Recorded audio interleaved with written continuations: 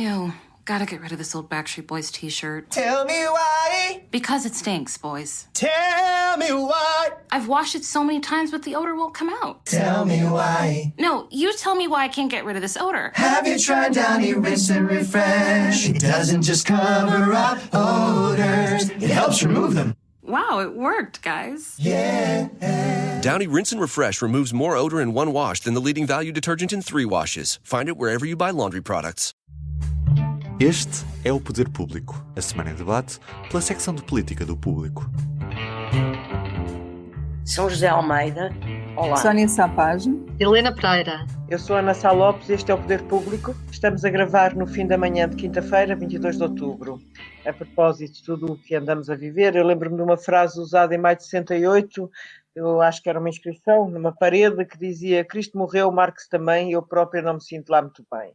Acho que não nos sentimos todos muito bem e a realidade está bastante complicada. Sr. José Almeida, o que levou o Primeiro-Ministro a passar de um Estado em que afirmava que ia haver crise política se o orçamento não fosse aprovado para o não vir as costas ao país esta semana? Pois, eu não sei muito bem o que é que se passou.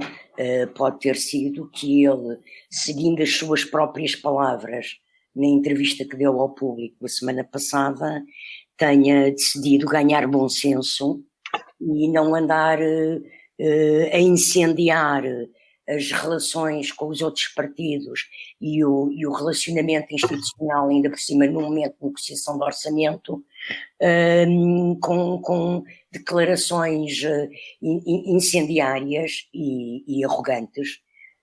A declaração dele de que se demitia se tivesse que ficar condicionado a uma aprovação do orçamento pelo PSD, foi uma frase de uma grande soberba, não é?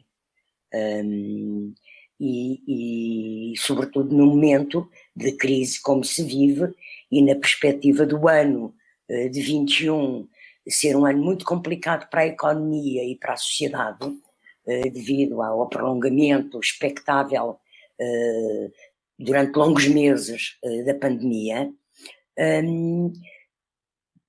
não faz muito sentido não tentar tudo para que a vida institucional esteja estável. E, portanto, eu penso que ele terá percebido isso, não é? E também porque é uma realidade legal e constitucional de que, mesmo que ele se demitisse, ele teria que ficar em gestão, porque não se podem realizar eleições, provavelmente antes de maio, junho, não é? Abril, acho que nem abril é possível, os timings não dão, porque o Presidente toma posse a 9 de março e não dava para correr os procedimentos todos da convocação das eleições e a sua realização. Portanto, eu penso que terá sido isso, não é? Desceu um bocadinho à terra e à realidade de que está em democracia e que tem que negociar com os partidos e tem que cumprir o mandato para que foi eleito. Ok, e está a negociar. E tem que tentar cumprir, não é? Tentar cumprir, claro. E está pelo menos a negociar. Sónia? Desculpa, eu acho só que ele nessa altura estava muito convencido que as coisas correriam bem à esquerda, correria tudo sobre rodas, porque estávamos num período em que a pandemia também alterou muito o xadrez partidário. Os partidos parecia que tinham todos uma certa benevolência para com o governo, porque essa entrevista foi ali em agosto, quando estava tudo praticamente ainda a correr bem, só depois disso é que os números começaram a aumentar também. E ele convenceu-se de que provavelmente estava no papo e era com a esquerda que ia conseguir aprovar, ia ser mais fácil do que tinha sido o suplementar.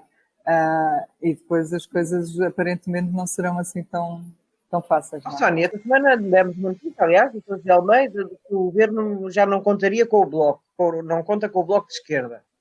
Embora acreditava que a realidade em negociações orçamentais é mutante. Qual é a tua opinião? Agora, aparentemente, as coisas com o Bloco têm vindo a ficar ainda por cima cada vez mais difíceis. Portanto, se tivéssemos de apostar no que seria mais fácil, Eu diria que seria com o PAN, à partida, e com o PCP. O PCP, há dias, o deputado João Oliveira disse que o voto a favor, de todos, o voto a favor continua a ser o que está mais distante, mas na verdade também disse que não daria a discussão por terminada antes dela estar terminada. Portanto, dá a ideia que de facto com o PCP não há uma decisão tomada e de resto, salvo erro, é o único partido que nós não sabemos quando é que toma uma decisão, porque o PEV anunciou agora que a tomará na segunda-feira, o Bloco toma no domingo em mesa nacional e o PCP é o único que parece estar à espera de ser o salvador da pátria. Mas eles têm-se mantido sempre muito discretos em relação às negociações e isso não nos permite avançar com toda a confiança que seja com o PCP e com o PAN que o governo vai salvar o orçamento. Mas eu, se tivesse de apostar a esta distância, diria que era com eles. A deputada Inês de Sousa Real do PAN assinalou que já há maior capacidade de compromisso do governo, portanto, eu a entender que houve umas certas cedências. Ela enumerou mesmo as coisas Sim. que conseguiu na saída da reunião. E a questão aparentemente continua mais complicada com o Bloco, até porque na praça pública as declarações de dirigentes têm-se tornado quase desagradáveis de uns para os outros, o PS acusa Catarina Martins de mentir, o Bloco reage e diz que são declarações destemperadas. Tem havido assim uma certa polémica e um certo cisma entre os dois partidos. Mas, de facto, o Bloco continua a ter algumas coisas em cima da mesa que diz que continuam em aberto. Uma boa parte delas tem a ver com a legislação laboral, tem a ver com o período experimental, que eles queriam eliminar o alargamento e o governo não vai tão longe, tem a ver com a proibição de despedimentos, com coisas que ainda vêm da Troika, como o dia de férias, os dias de férias, as indemnizações, tem a ver com os contratos de trabalho com termo, que eles querem reduzir o prazo máximo, tem a ver também com precariedade. No fundo, eles dão a ideia que há aqui uma série de medidas que para eles são fundamentais e já eram no último orçamento, em relação às quais o governo não tem dado sinais de que quer conversar. Mesmo em relação ao novo banco, eles mantêm-se intransigentes e nós às vezes já nem percebemos bem porquê, porque o governo também já disse que não põe lá dinheiro, não se percebe qual é a solução que o Bloco quer.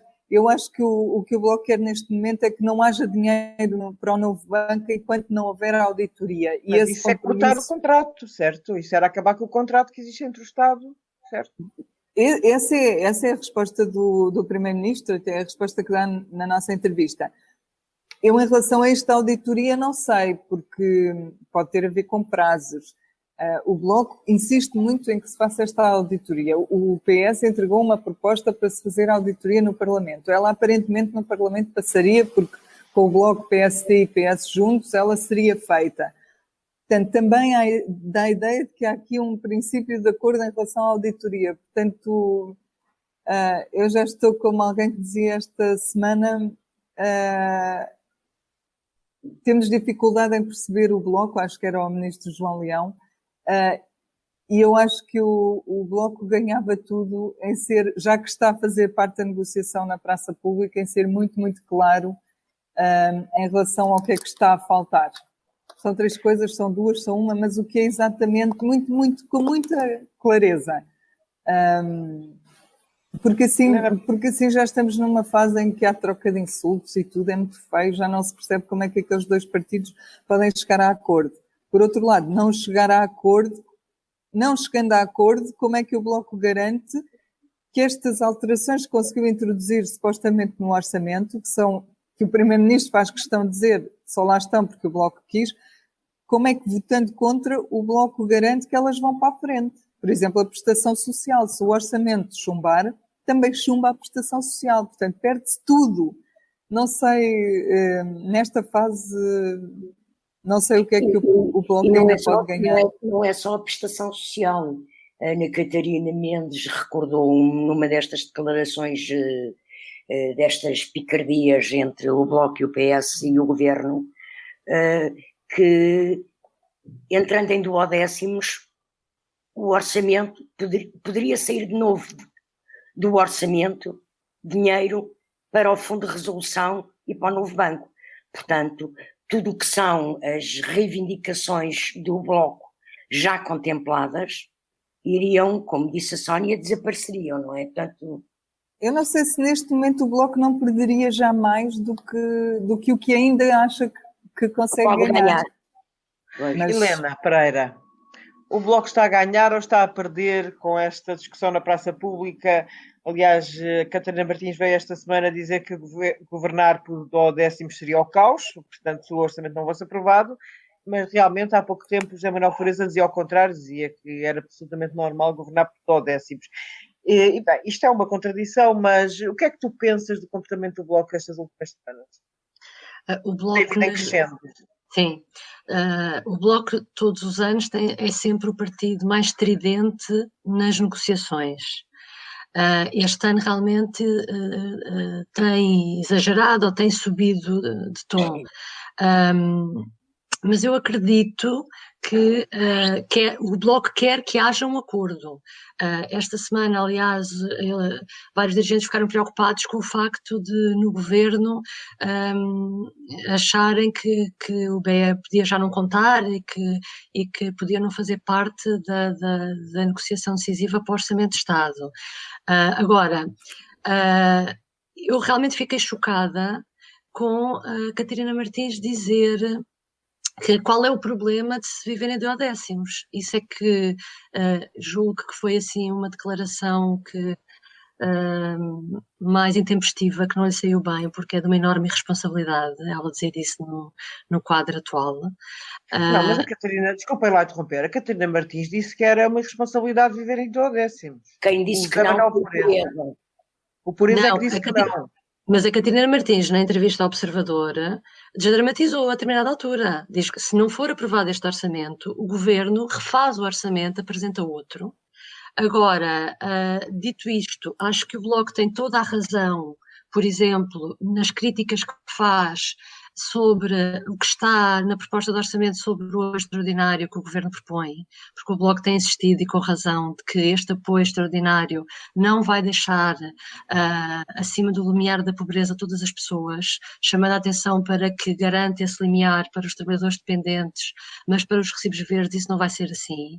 Já se percebeu que o Governo poderá reformular essa parte, e o Bloco tem toda a razão. Na semana passada, quem explicou isso muito bem foi os precários inflexíveis, é que vieram alertar para isso, e no dia seguinte o Bloco fez uma conferência de imprensa a falar sobre esse assunto.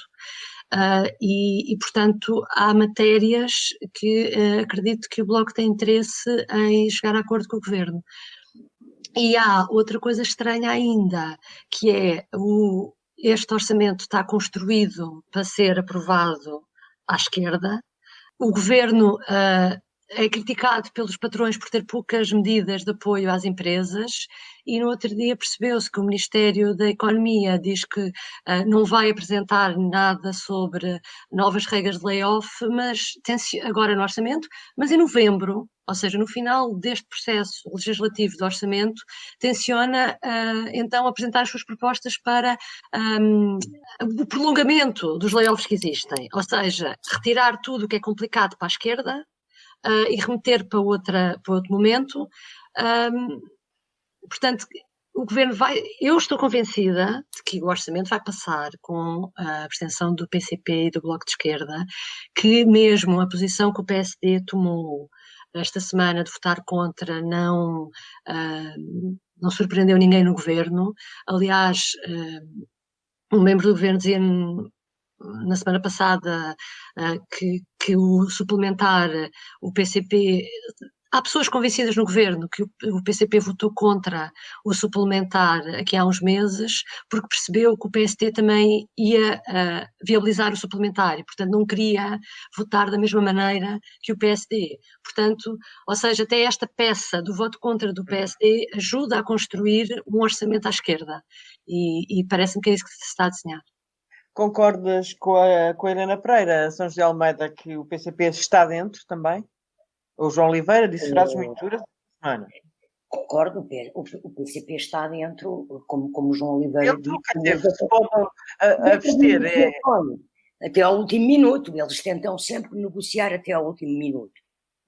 E concordo também que se o PSD fosse abster-se, a esquerda ficava à vontade para saltar já fora, não é? Pronto. E portanto que isto também condiciona. Agora, eu creio que o PCP está a fazer aquilo que faz sempre, que é tentar levar mais longe os seus ganhos orçamentais.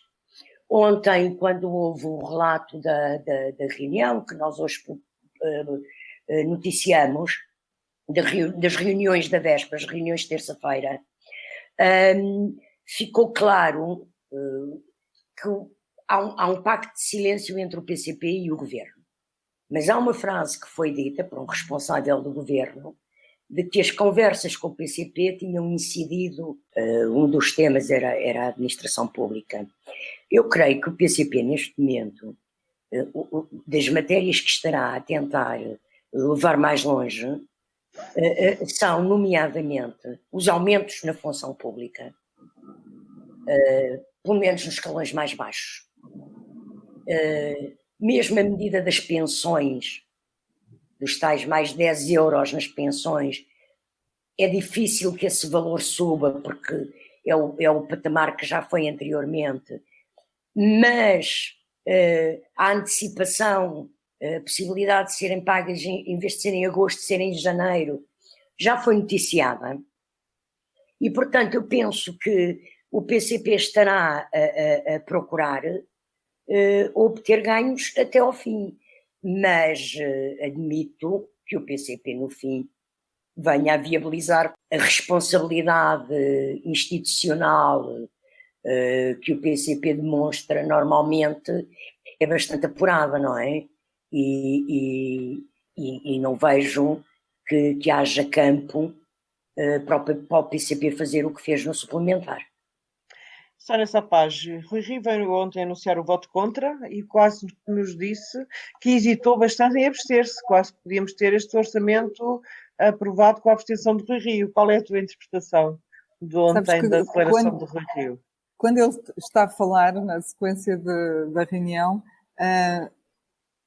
se tu ouvires tudo aquilo a pensar que ele se vai abster, tudo aquilo faz sentido. Parece que se ele no fim, em vez de dizer votamos contra, dissesse vamos abster-nos, aquilo também funcionava. Exatamente com esse exercício. Estive exatamente com este exercício. O homem vai dizer. É que parecia que, de facto, ele podia dizer, no fim daquilo tudo, que o PS se absteria. Portanto, tinha estado ao telefone com a São José 5 minutos antes e tínhamos estado a falar exatamente disso. E depois foi muito giro isso. Pois, mas, contudo, eu acho que ele não, depois de ter levado aquele pontapé que levou de António Costa, eu acho que ele não podia ter feito de outra maneira. Não é? É um orçamento demasiado à esquerda e demasiado com a marca, como eu disse há pouco, do PCP e do Bloco, de questões que já foram sinalizadas, como estando lá introduzidas pelo PCP ou pelo Bloco, era demasiado à esquerda para Rui Rio poder aprovar. Portanto, nesse sentido, acabou por não ser uma surpresa. A surpresa advém do facto de tal oposição responsável que Rio diz que faz e que, neste caso, podia levá-lo a abster-se, não é? Para não termos o país nessa situação tão insuportável como seriam os duodécimos, nas palavras do governo. Mas para mim, pronto, apesar de tudo, não foi uma surpresa. Eu acho que ele não poderia ter feito de outra forma. Não, sobretudo depois do discurso do Primeiro-Ministro. Foi muito duro, foi mesmo, não conto convosco, não quero contar, o meu caminho é pela esquerda, vai ser pela esquerda, portanto. Claro. Helena Pereira, as negociações para o orçamento estão cada vez mais duras, pelo menos esta é a impressão que acho que todas nós temos. É o segundo orçamento do pós-gerigoncismo e realmente agora percebemos que tudo mudou. Tem os tais acordos escritos que agora toda a gente acha que a Cavaco Silva fez muito bem em pedir. Acho imensa graça a isso. Com estas dificuldades todas, achas que é possível cumprir esta legislatura sem termos uma crise política? Parece que cada vez é mais difícil. a montanha parece cada vez mais difícil de escalar. Sim, tenho dúvidas, aliás, e é um pensamento que agora nos tem ocupado mais, não é? E aos partidos também. Eu diria que, vamos lá ver, fatores que podem fazer com que esta legislatura não chegue ao fim. O próximo ano, o próximo Orçamento de Estado vai ser determinante, não este, mas o Orçamento para 2022, que vai ser discutido no ano de autárquicas e, portanto, em clima de autárquicas. Em clima, exatamente. Não vai ser em clima, atenção, o orçamento entra na Assembleia depois das autárquicas. Uhum. E há ali um hiato ainda, as autárquicas devem ser no primeiro domingo de outubro. Eu sei porque já fiz perguntas sobre isso. Devem cair no primeiro domingo de outubro, como normalmente caem, que é o dia 3 de outubro, e, portanto, até 15 de outubro há tempo para fechar o próximo orçamento e a proposta, entregá-la na Assembleia e ainda conseguir fazer negociações. Tu vais negociá-lo quando estás em plenas autárquicas, não tenhas em plena campanha. Disso. Sim, vais começar a negociar. Sim, vais começar a negociar. Por isso é que é em clima de autárquica. Não, mas vai condicionado. ficar fechado. Os últimos 10 dias antes da entrega são pós-autárquicas. E aí o resultado das autárquicas pode também influenciar muitas atitudes dos partidos, não é? De ser mais dura ou menos dura essa negociação. Depende. O PCP não vai aprovar esse orçamento. Bem, mas isso é o meu feeling. Esse no próximo ano, não é? Exatamente. Depois, deixa-me aqui acrescentar fatores que podem fazer com que a legislatura dure até ao fim. Eu acrescentaria a primeira frase de António Costa esta semana, de que não virava as costas.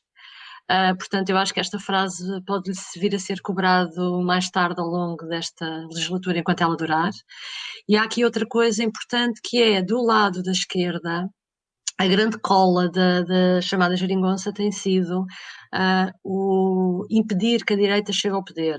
Ou seja, se houver alguma possibilidade da direita se reforçar e de PCP, Bloco e PS recearem um bloco de direita, se calhar tendem a manter a atual situação.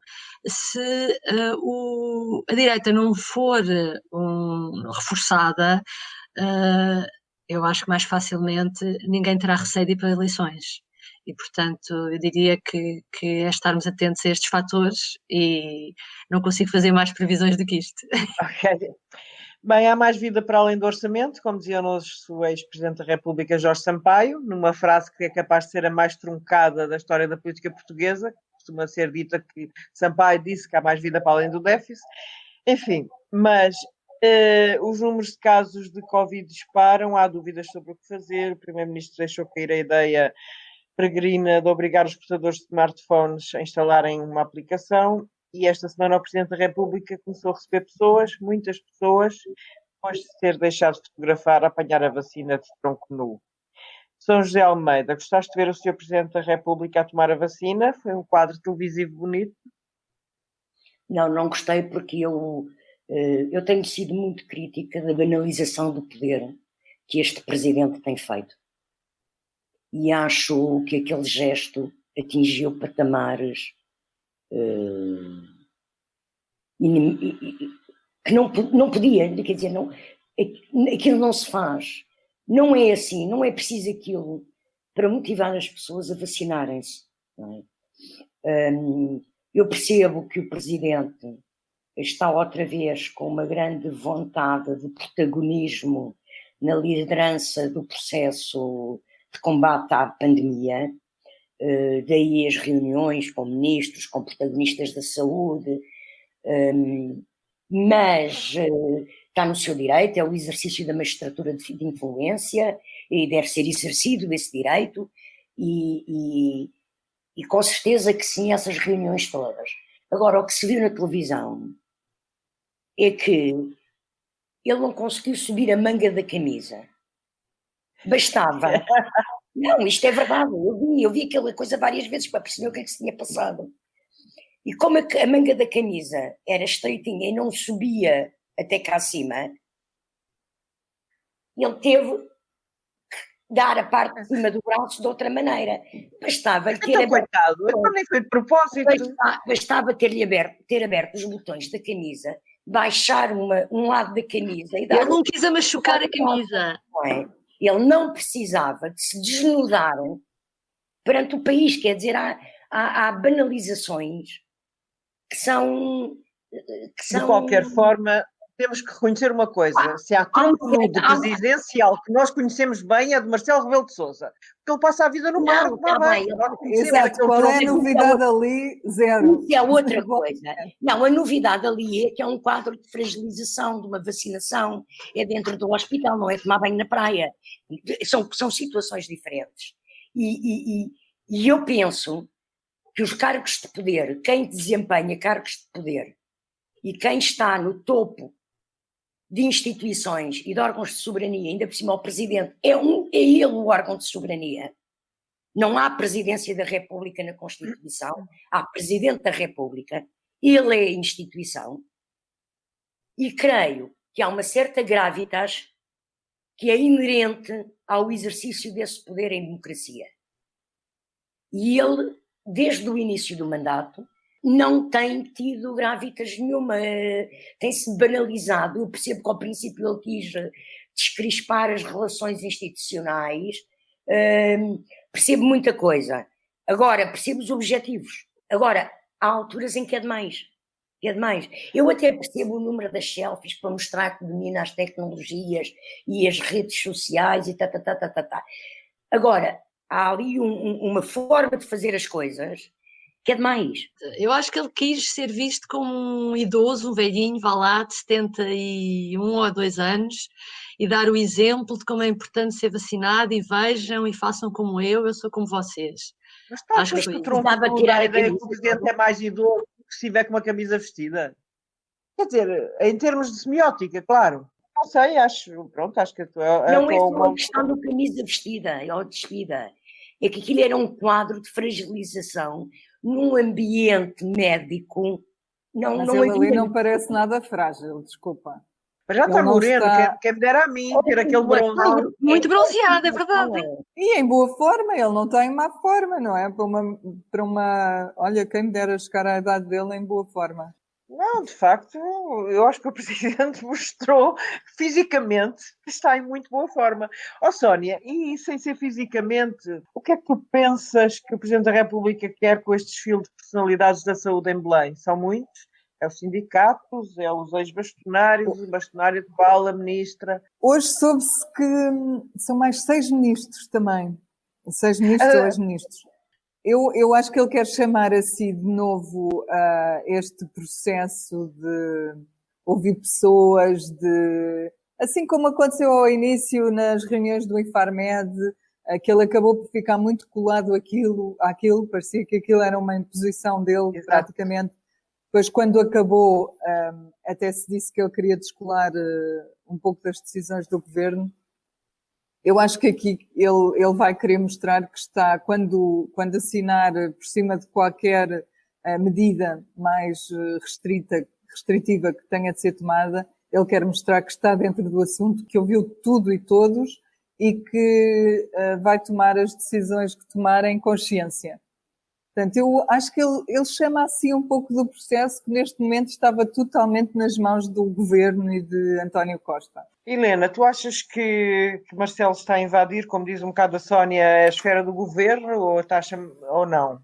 Parece-me que ele, como Presidente da República, ele tem o direito e o dever de se informar e falar, ouvir várias pessoas e falar com várias pessoas, e estamos perante o caso mais importante agora que o país enfrenta. Há bocado defendi o Presidente na questão das vacinas, mas agora, sobre esta questão da saúde... Defendeste o tronco nu.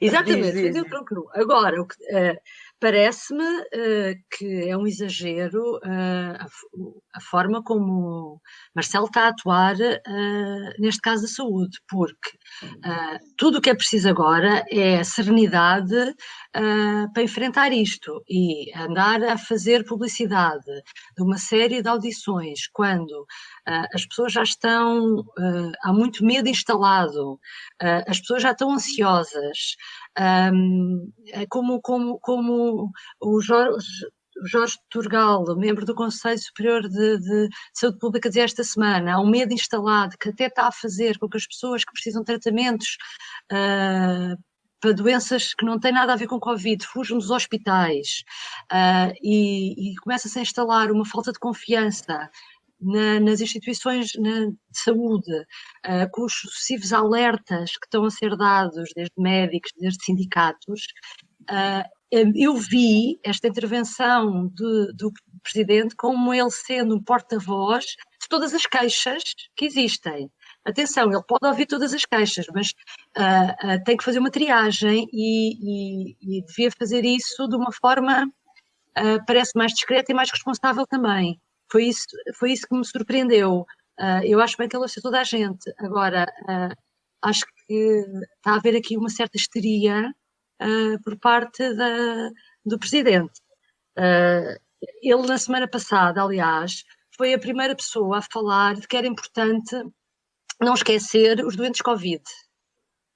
Só que no meio depois da maluqueira do estado de emergência, o alerta que eu estava à espera de ver o que é que ia dar, o que é que ele ia aconselhar, ou se ele chamava a atenção do governo, nunca mais teve, no meio disto tudo, desapareceu. E volto a dizer, o Jorge Turgal, na entrevista que dá hoje ao público, fala nessa questão, e quando ele fala eu lembrei imediatamente, não é a primeira pessoa a falar disso, a primeira pessoa que eu ouvia falar disso até foi o Presidente, mas depois perdeu-se esse aspecto. E portanto isto para dizer que está-me a desiludir muito a forma, eu acho que perdeu o pé. É assim, Marcelo está em campanha, é isso? Quer agradar a quem? São essas dúvidas, exatamente, é isso que parece, não é, Sr. José? Está em campanha. E depois desta intervenção duríssima de Helena Pereira sobre o candidato a Presidente da República, sobre o Presidente da República, sobre Marcelo Rebelo de Sousa, vamos fechar a edição do Poder Público desta semana. Voltaremos para a semana. E até para a semana. O público fica no ouvido. O que se bebe em dia de festa pode-se beber no dia a dia? E que ligações gastronómicas se podem fazer com o que temos no copo? Aprenda e prove com a Escola do Gosto, a Academia de Literacia Alimentar do Público. Aulas únicas com especialistas. Entre como amador e saia um pouco mais conhecedor. Não perca a próxima aula, a 18 de novembro, no Porto. Os lugares são limitados. Inscreva-se já em público.pt.